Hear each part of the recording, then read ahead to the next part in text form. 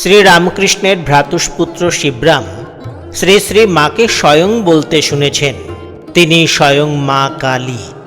আবার তেলভোলোর মাঠে এক দস্যু দম্পতি শ্রী শ্রী মাকে দেবী কালী রূপে দেখেছিলেন।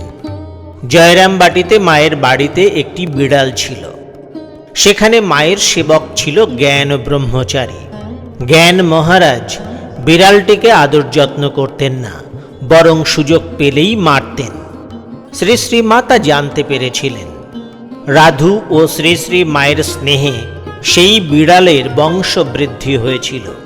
একবার শ্রী শ্রী মা কলকাতায় আসার আগে জ্ঞান মহারাজকে ডেকে বিড়ালদের জন্য আহারের ব্যবস্থা করতে বলেছিলেন এবং বিড়ালগুলো যেন লোকের বাড়ি না যায় তার দিকে লক্ষ্য রাখতে বলেছিলেন, না হলে লোকে গালাগাল দেবে।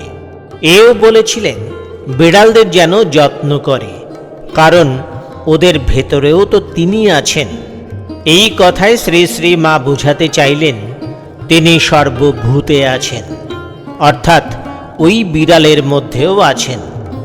এ যেন ওই কথারই প্রতিধ্বনি, ইয়া দেবী সর্বভূতেষু মাতৃরূপেণ সংস্থিতা।